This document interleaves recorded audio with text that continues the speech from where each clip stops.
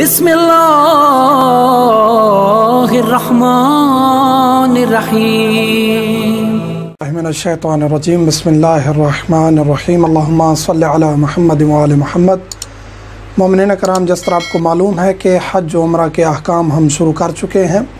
महंगी इबादत है, बार बार ज़िक्र कर रहे हैं कि मुश्किल इबादत है, महंगी इबादत है, इसमें काफ़ी दिक्कत की ज़रूरत है। अगर आपने कोई भी चीज़ मिस कर दी अहकाम सीखने में तो आप पर कफ़ारा पड़ सकता है, आपका हज उम्रा ज़ाय हो सकता है।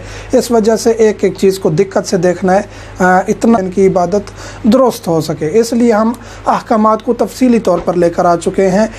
गुज़श्ता वीडियो में हमने ज़िक्र किया उम्रा मुफ़रदा किस तरह अंजाम दिया जाता है। उससे पहले हमने ज़िक्र किया हज और उम्रा में क्या फ़र्क है, हज और उम्रे की अक़साम कितनी है।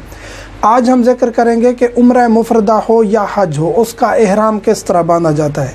उम्रा मुफ़रदा के साथ जो है वाजिबात थे, उसमें पहला ये था कि एहराम बांधना है। इसी तरह हज में भी आपने एहराम बांधना है। उम्रा मुफ़रदा के लिए आपने पहले जब आप बाहर से आते हैं तो आप बाहर वाले मीकात से एहराम। चैनल को लाइक करें, सब्सक्राइब करें, चैनल को रिंग नोटिफिकेशन का ज़रूर बटन दबाएं ताकि हम जो हेल्पफुल कंटेंट बनाते हैं वो आप तक पहुँचता रहे। और अगर कोई बात समझ नहीं आती वीडियो में हाथ से एहराम बांधते हैं। उसके बाद आप मक्का में हैं तो फिर आप आ चुके हैं, मक्का में एक उम्रा कर चुके हैं। उसके बाद आप दाखिली मीकात से मस्जिद तनईम है, मस्जिद हुदैबिया है, मस्जिद जोराना है, इन जगहों से, इन तीनों मीकातों से जिनको अदना हल भी कहा जाता है, यहाँ से आप एहराम बांधेंगे। आज हम जिक्र करेंगे कि एहराम को किस तरह बांधना है और एहराम के अहकामात क्या क्या हैं। पहली मरतबा खारजी मीकात से एहराम बांधेंगे। पहली मरतबा आप आ रहे हैं उम्रा करने तो आप फ़र्स्ट टाइम जब इंटर होंगे जद्दा से या मदीना से मक्का की तरफ, खारजी मीकात हम जिक्र कर चुके हैं। खारजी मीकात या जोफ़ा बनेगा, अगर आप जद्दा से बांधते हैं तो नज़र मानेंगे। उसके बाद अगर आप मदीना आए हैं तो मदीना आप मस्जिद शजरा से आप मस्जिद के अंदर से आपने एहराम बांधना है और उसके साथ साथ फ़ौरन तलबिया भी पढ़ना है, आगे हम जिक्र करेंगे। तो मस्जिद शजरा वो मीकात है जो मस्जिद के अंदर से आपने एहराम बांधना है, बाहर से आपका एहराम दुरुस्त नहीं है। मक्का से जब आप उम्रा करेंगे तो दाखिली मिकात से बांधेंगे। लेकिन आप मक्का आ चुके हैं, एहराम पहले बांधा, उम्रा किया, अब आप दोबारा उम्रा करना चाहते हैं, महीने में अपना एक उम्रा कर सकते हैं।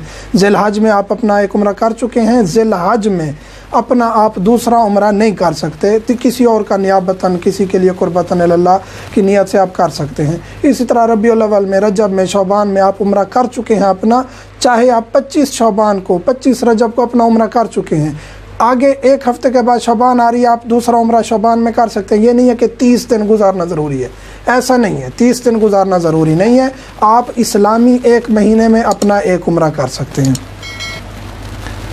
मर्द का एहराम 2 चादरें हैं। दाखिली मिकात हम बता चुके हैं, मस्जिद तनईम, मस्जिद आयशा जिसे कहा जाता है, जोराना और हुदैबिया। करीबी मिकात जो है मस्जिद आयशा है, जहाँ से तकरीबन हर मुसलमान जो है वो एहराम बांधता है। मर्द का जो एहराम है उसकी 2 चादरें हैं। एक चादर, सफ़ेद चादरें मुस्तहब हैं, सिली हुई ना हो, सिली हुई कोई चीज़ नहीं पहन सकते। 2 चादरें लेंगे। एक चादर को आपने लुंगी बांधनी है, लुंगी किसी भी तरीके से आप बांध लें। अमूमी तौर पे हमारा माशरा पाकिस्तान, इंडिया में, बड़े सगीर में लुंगी बांधना आम है। लुंगी बांधना कोई मुश्किल काम नहीं है। चादर को पकड़ें और दोनों को इस तरह, एक पलड़ा इधर कर लें, एक इधर कर लें, उसको फिर यहाँ गांठ दे दें, कोई मुश्किल नहीं है। ये आप लुंगी बांध लेंगे। इसका जो है ना, यहाँ से नाफ से लेकर घुटनों तक आपको ये छुपा देती है, तो काफ़ी है लुंगी। इसके बाद आपने दूसरी चादर लेनी है, दोनों कंधों पे डाल लेनी है और उसका एक पलड़ा, ये जो दाएं तरफ वाला पलड़ा है, इस तरह बाएं कंधे पे डाल देना है और दोनों कंधे आपके छुप जाएंगे। तो ये एहराम की चादरें हैं, इसमें कोई लंबा प्रोसेस नहीं है। ख़ातून का एहराम जो है वो उसका अपना लिबास है। ख़ातून का एहराम क्या है? ख़ातून चादरें 2 नहीं पहनेगी या खसूसी एहराम नहीं सिलवाएगी। ख़ातून सिला हुआ अपना एक लिबास पहन सकती है। बेहतर यह है कि उसका लाइट कलर हो और उसमें उसने अब एहराम की नियत करनी है तो उसका एहराम वही उसका लिबास शुमार होगा जो उसने पहना हुआ होगा। नियत और तलबिया एक साथ करना है। जो ही आप पहुँचे हैं मीकात पे, एहराम आप पहले से बांध सकते हैं। आप बेशक एयरपोर्ट से एहराम बांध के जाएं, जो ही मिकात पे पहुँचें वहाँ आप नियत और तलबिया कर लें, कोई हर्ज नहीं है। एहराम आप पहले से बांध चुके हैं, वो आपका एहराम शुमार नहीं होगा, वैसे आपने कपड़े पहने हुए।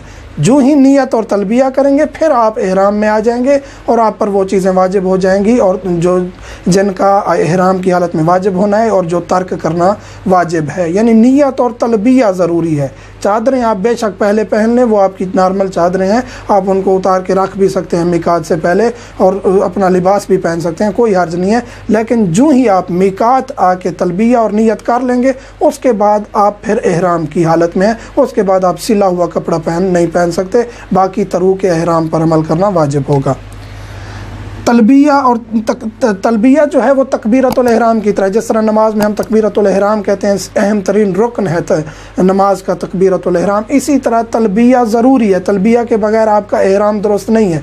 जो ही आप नियत करेंगे, नियत करता हूँ एहराम बांधने की उम्र मुफरदा के लिए, हज के लिए, हज इफ़राद है, हज तमत्तु है, जिसके जो भी आपने अमल अंजाम देना है उसको आपने जहन में रखना है और उसके बाद आपने कहना है कुर्बतन इल्लल्लाह। उसके फ़ौरन बाद आपने तलबिया पढ़ना है। तलबिया के सीगे क्या हैं, तलबिया में क्या एहतियात है, तलबिया कहाँ स्टार्ट करना है, कहाँ ख़त्म करना है, इस पर एक इंशाअल्लाह स्पेशल वीडियो बनेगी। काफ़ी इसमें अहकामात हैं। तहारत ज़रूरी नहीं है। आप एहराम जब बांध रहे हैं तो इस वक्त आपके लिए तहारत ज़रूरी नहीं है। वैसे मुस्तहब है कि आप गुस्ल करें एहराम का। गुस्ल आप कहीं से भी कर सकते हैं, ज़रूरी नहीं है मिकात पे करें। गुस्ल करके आएँ, एहराम बांधें और उसी गुस्ल में आप नमाज भी पढ़ सकते हैं। एहराम बांधें, नमाज का वक्त हो गया, नमाज पढ़ सकते हैं। लेकिन अगर आप तहारत से नहीं है, हत्ता कि खातून हैज़ की हालत में है, खातून मर्द जनाबत की हालत में है, फिर भी एहराम बांध सकते हैं। लेकिन जो ही आप मनासिक अंजाम देने जाएंगे मक्का में, पहले आपने होटल में गुस्ल करना है, वज़ू करना है, बाकी अपनी तहारत को बरकरार रखना है, उसके बाद आपने तवाफ़ करना है और बाकी इबादत करनी है। हैज़ और नफास वाली खातून जो है वो मस्जिद शजरा से बाहर ठहरेगी और वहाँ से एहराम बांधेगी। बाकी हर शख्स के लिए वाजिब है मस्जिद शजरा में एंटर हो। मदीना से जब आप मक्का जाने लगेंगे, मस्जिद शजरा आती है, वहाँ से एहराम बांधना ज़रूरी है। हर शख्स का मस्जिद के अंदर से एहराम बांधना ज़रूरी है, सिवाय हैज़ और नफास वाली खातून के। वो मस्जिद में नहीं जाएगी और बाहर से मस्जिद के बाहर ठहर के एहराम की नीयत करेगी और तलबिया पढ़ेगी।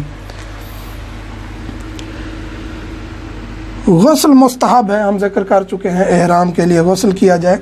एहराम में एहराम की शरूत ये है कि एहराम पाक हो, मुबाह हो, खम्स दिया गया हो उस एहराम के पैसों का। और जिस तरह नमाजी के लिबास में शराइत हैं कि गस्बी ना हो, रेशमी नहीं पहन सकते, एहराम जायज़ नहीं है।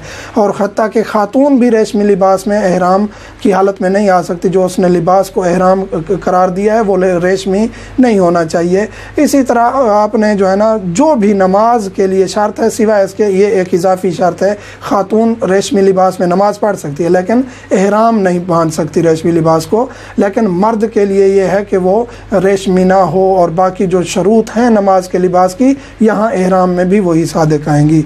यानी नजस हो गया खुदा न खास्ता एहराम, फ़ौरन तब्दील करना ज़रूरी है, या उसको पाक करना, या उसको थोड़ा सा काट सकते हैं, कोई मुश्किल नहीं है, काटना भी जायज़ है, लेकिन उसको फ़ौरन पाक करना ज़रूरी है।